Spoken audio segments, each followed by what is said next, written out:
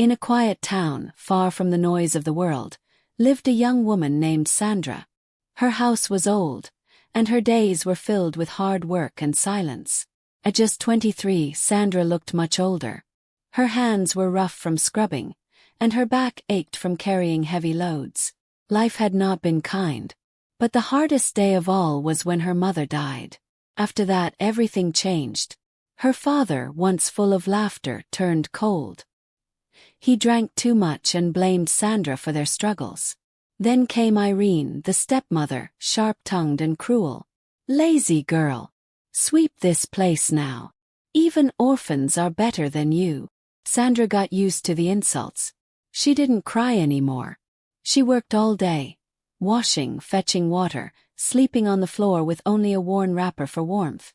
And every night she whispered, "God, if you see me, please help." Loving the story? Don't forget to subscribe and turn on the notification bell so you never miss what happens next. Then came Andrew. He wasn't family or a suitor, just a young man looking for work. He showed up with a small bag and asked if there was any job he could do. Sandra's father, half drunk, waved him off. Clear the bush. Work on the farm. Sleep in the shed. And Andrew did it, without pay, without complaint. For 3 weeks he worked non-stop, clearing land, carrying heavy loads, even with a twisted ankle. Then one afternoon, the sun was hot. Andrew had just returned from farm looking very tired. He approached Sandra's father. "Sir, please. It's been weeks. I need just a little of what you promised." The man, drunk and lounging, laughed. "You want payment. Take her," he said, pointing at Sandra. "She's your pay." Sandra froze. "Daddy." Her stepmother stepped out. "Let her go," she said coldly. "She's useless here."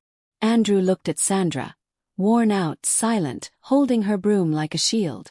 "I didn't come for a wife," he said. "Well, you've got one. Or walk away with nothing." Sandra lowered her eyes. "If you won't treat me badly, I'll go with you." Andrew's voice was quiet but sure. "I'll never hurt you." And just like that, their journey began not with love but with a promise. That night, Sandra folded the 2 blouses she owned into a black nylon bag. Her slippers were already worn out.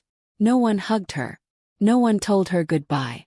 Her father had already fallen asleep drunk. Only her little half-sister peeked from behind the curtain. "Sandra," she whispered. She looked back. "Yes, I'll miss you." She smiled through tears and waved gently. Then she turned and followed the stranger, Andrew, into the unknown. They walked for half an hour before reaching the bus stop. Sandra looked back once. Not because she missed that house, but because she knew she would never return the same girl again. And from that point forward, her story truly began. Sandra followed Andrew quietly, holding her small bag close. They took a crowded minibus, then walked through busy, dusty streets until they reached a faded compound filled with noise and the smell of boiling beans. "This is it," Andrew said. They entered a small building, a face me and face you. His room was at the end. 1 mattress, 1 stove, 1 bulb. "I know it's not much," he said, "but you're safe here." Sandra sat down. No shouting. No insults. Just quiet. And for the first time, it felt like peace. That first night, Sandra slept fully clothed on a small bed, her bag by her side and her heart beating fast. She wasn't sure what kind of man Andrew really was. But in the morning she saw the mat in the corner, empty now but clearly where he had slept. She stepped out and found him rinsing his face with water from a bowl. "Good morning," he said, noticing her. "I didn't mean to wake you." "You didn't," she said softly. "You slept on the mat." He nodded. "I just wanted you to feel safe." Sandra didn't reply, but something in her heart softened. This man was different. Andrew went out that day looking for work. He left with a backpack and returned after sunset, tired, dusty, and smiling faintly. "I got a job," he said. "Helping in a mechanic shop. It's not much, but it's something." Over the next few days, Sandra started exploring the area. She found a small open market and began assisting a woman who sold fried yam and akara. 4 hours she peeled tubers and cleaned bowls, and at the end of the day, the woman gave her 2,000 naira and a bag of leftovers. It was the first money Sandra had ever earned with dignity. She came home that night, handed the money to Andrew and said, "Let's buy some little food with it." He smiled. "Keep it. You worked for it." "No," she replied. "We are doing this together." And just like that, something new began. Not love yet, but respect. They got used to each other. In the mornings, Sandra swept the corridor. She became known by the neighbors, the quiet girl who always smiles. In the evenings, Andrew came home and helped her cook. They shared one plate, sitting cross-legged on the floor. Sometimes, they laughed. Sometimes, they sat in comfortable silence. One evening, Andrew returned with a surprise, a small birthday cake. "But it's not my birthday," Sandra said. "I know," he grinned. "But you've never had one. So I chose today." She stared at the cake, speechless. "No one's ever done something like this for me," she whispered.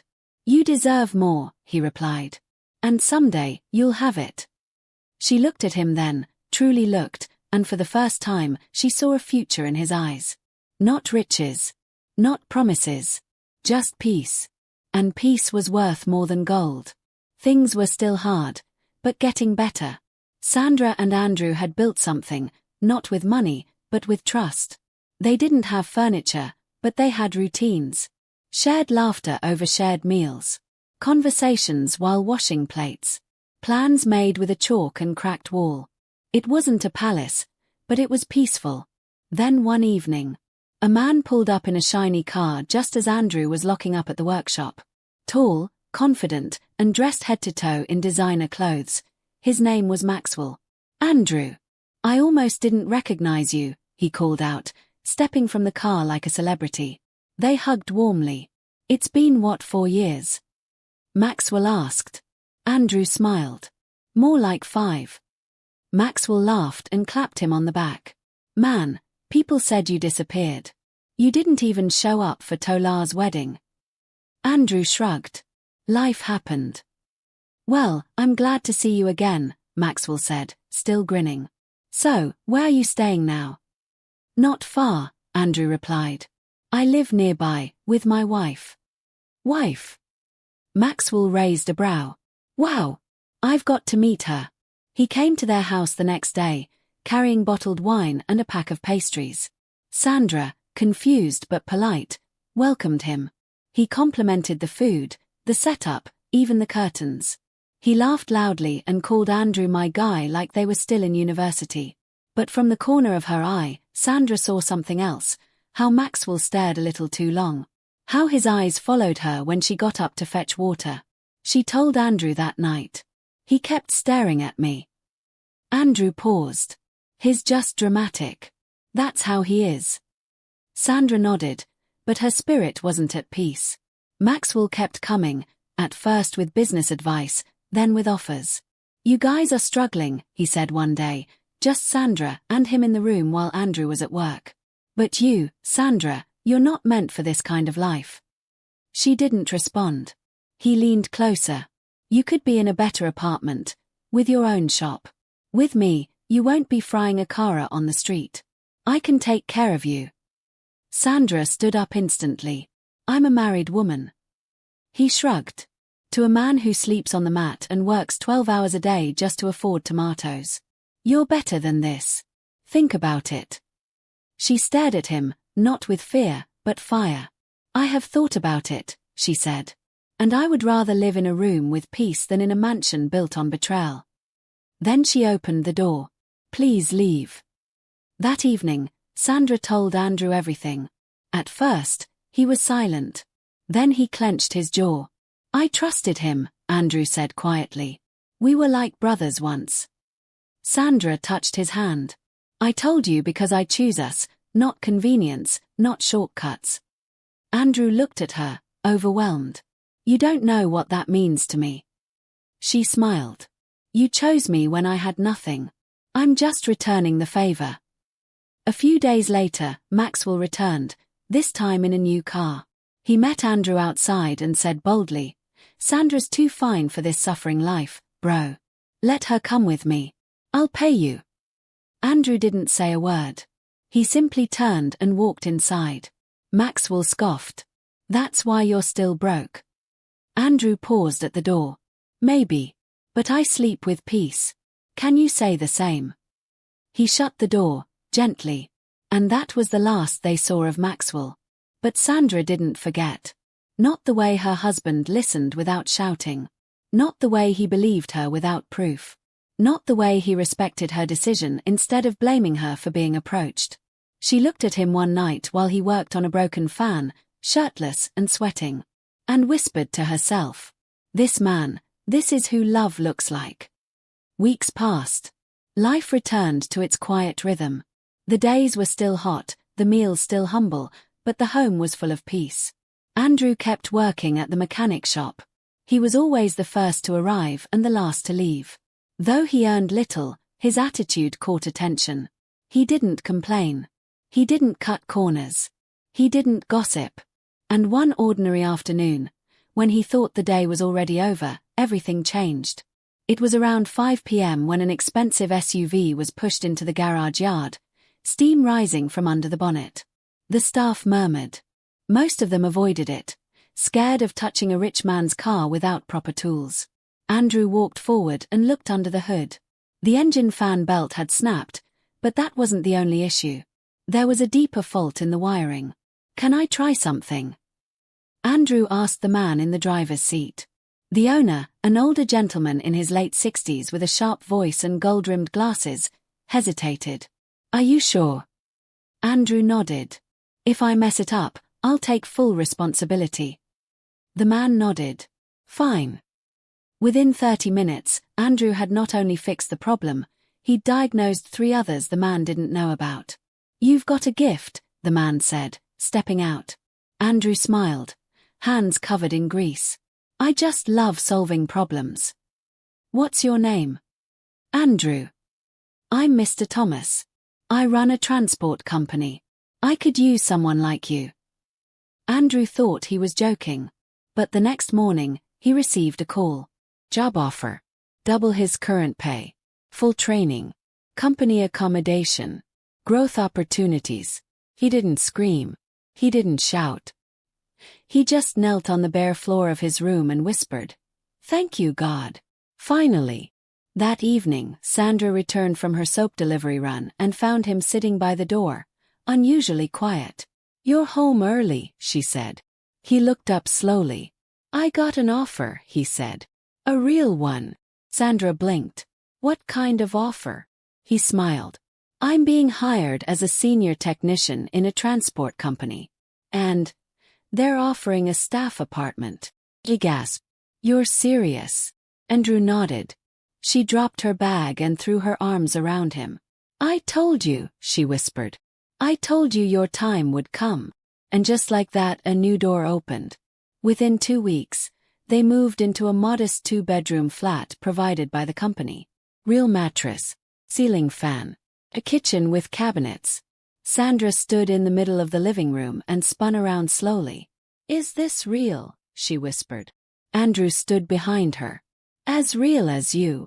But Sandra didn't stop. With part of her savings from soap sales and a little help from Andrew, she expanded her business, printing labels, learning how to brand properly, and selling to supermarkets. What started as 500 naira sales turned into bulk orders. They didn't become millionaires overnight. But they became stable. They became hopeful. They became free. One Sunday afternoon, while they were eating rice together on the floor, because they still didn't own a dining table yet, Sandra looked at her husband and said, "I used to think I'd die in that house, scrubbing the same floor until my knees gave out. But you didn't just save me. You gave me back to myself." Andrew smiled gently. "And you made me believe again." By now, Sandra was no longer just that girl from the broken home. She was known at the local market as the Soap Queen. Her signature scent, lemon and morina, sold out weekly. Supermarkets started calling. Orders came in batches. Andrew had become a team supervisor at the transport company, training younger apprentices and earning more than he ever had in his life. They still lived modestly, but joy had moved in permanently. Then one evening Sandra's phone rang. She picked and said hello. It was her father. She froze. It had been over a year since she left that house like a forgotten load. She hadn't heard his voice since the day he gave her away like spare change. She didn't answer at first and cut the call. The phone rang again. She picked up, not with warmth but curiosity. Hello. The voice on the other end was rough, slower, weaker. Sandra. She said nothing. It's me. Your father. Silence. I need your help. Still nothing. It's your stepsister, Glory. She's sick. We've been to the clinic. They said it's typhoid, maybe worse. But we don't have the money for admission. Sandra's heart clenched. Not because she cared for the woman who treated her like a rag, but because she remembered being that sick girl once, lying in pain with no help. Her father continued, his voice cracking. I know I failed you. I'm ashamed. If I could go back, I would never treat you like that. Please, Sandra. If there's anything you can do. She finally spoke. I'll send the money, she said. Send me her account details. He exhaled like someone drowning. Thank you. God bless you, my daughter. But she wasn't done. Papa. Yes. I forgave you a long time ago. But I will never forget. The line went quiet. I'm not the little girl you pushed aside anymore. I'm a woman now. I built something. And I won't let bitterness ruin the peace God has given me. He broke down. I'm sorry, he said again. She nodded, even though he couldn't see her. Take care of Glory. And please, take care of yourself too. She ended the call and cried. Not because she was hurt, but because she was finally healed. That night Sandra told Andrew what happened. He didn't say much. He just pulled her close and kissed her forehead. You're stronger than you know, he whispered. No, she replied. I'm strong because I didn't walk this road alone. It was a quiet Saturday morning when the email arrived. Sandra had just finished labeling a batch of lemon mint soap bars when Andrew walked into the room, eyes wide, phone shaking in his hand. Babe, he said, voice caught between disbelief and joy. We got it. She looked up. Got what? He held up the phone. The visa. The work relocation. We're going abroad. Sandra dropped the label sheet. What? They've approved everything. My transfer. Your dependent visa. Even a short-term business permit for your soap line. She blinked. You're serious? He nodded. We're leaving in 2 months.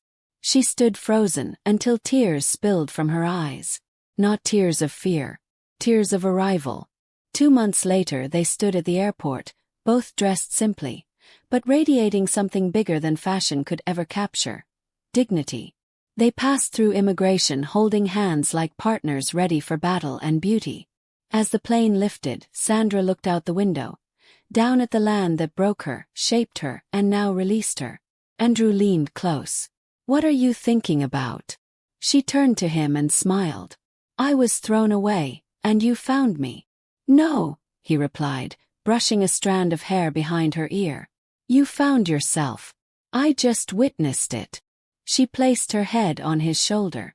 Do you think we'll be okay over there? He kissed her forehead. With you beside me, we'll be more than okay.